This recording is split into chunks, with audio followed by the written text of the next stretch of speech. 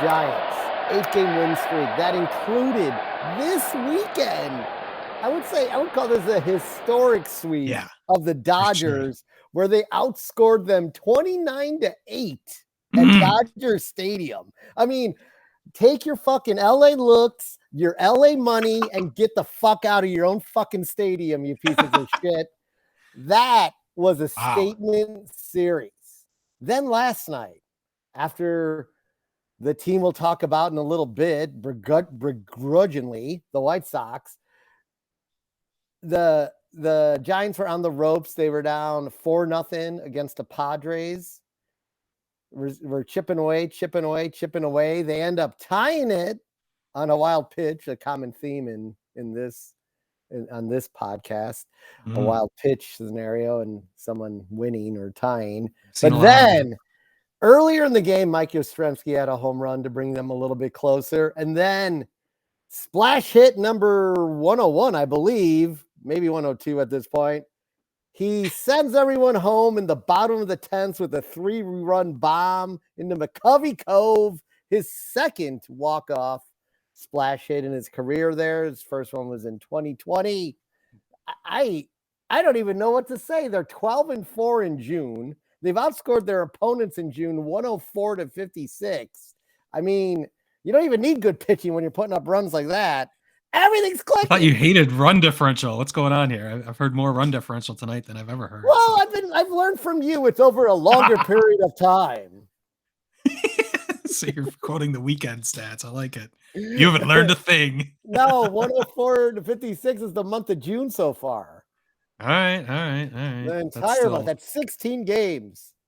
Still a misuse, but all right, they have a plus 50 overall for the season, if you must know. But there we go. Now you're getting closer. But I like that you're embracing. You're not so militant against everything that has to do with run difference. So now they sit 3.5 games out behind the Arizona Diamondbacks. I still can't believe I'm saying that right now. The Padres remain sub 500 and look like a team of a bunch of individuals who all wanted fat contracts, and now they have them. So much less than the sum of their parts. Yes, exactly. The Dodgers are trailing the Giants by a game, not only in the NL West standings, but also now in the wild card standings, because the Giants have moved up to the number 2 position in the wild card standings. They have a game lead over the Dodgers there. Everything's coming up Giants right now. They're a fun team to watch. My only concern is this for real? Is it not? Yeah. I don't know what to think. Is this just a really good run right now? But I mean, it's not like they're beating shitty teams, they're beating good teams. So I think the team that you're trailing, the Diamondbacks, I think their fans are suffering from that more than you guys. Are the Diamondbacks for real?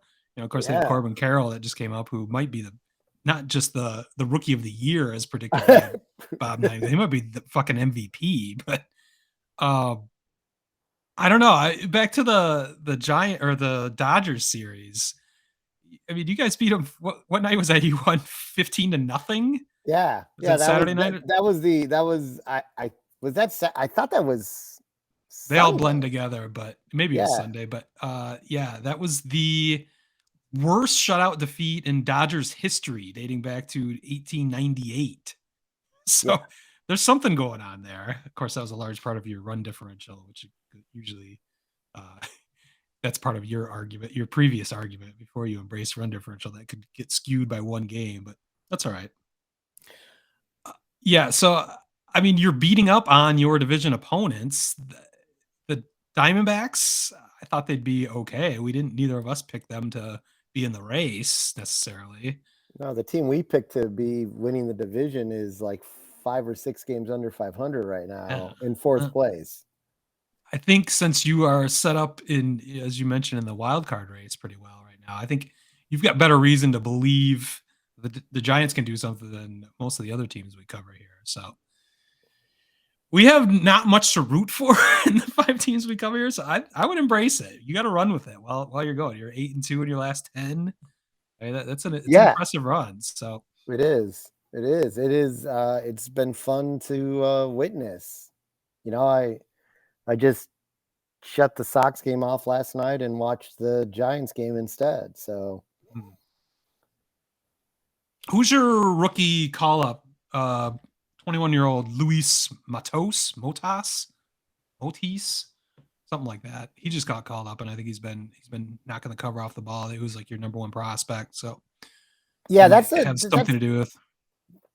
Yeah, that's the interesting thing about the Giants is they haven't really had like a highly rated farm system.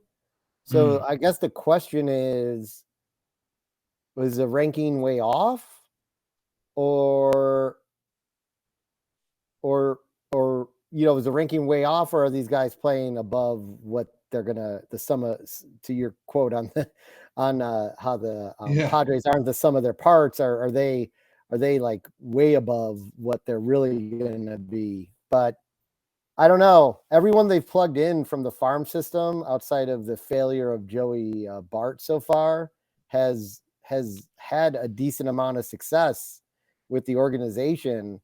You wonder if part of Joey Bart's problem is coming in to be the heir apparent, to one Buster Posey. Those are big shoes to fill, and maybe the pressure of that has gotten to him in his.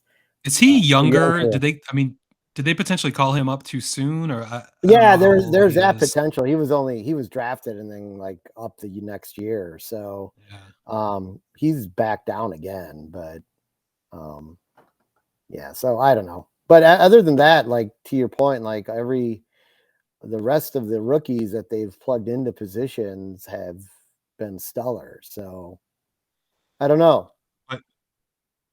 I do want to thank your Giants for sweeping the St. Louis Cardinals in the first time in 25 seasons. That doesn't make sense. Let me read this stat again. He swept the Cardinals in St. Louis for the first time in 25 years. Yeah, so I was gonna say they've swept the Cardinals. Yeah, it seems like that could have happened. So yeah, in St. Louis though, which I guess you should play him often enough. But thank you regardless.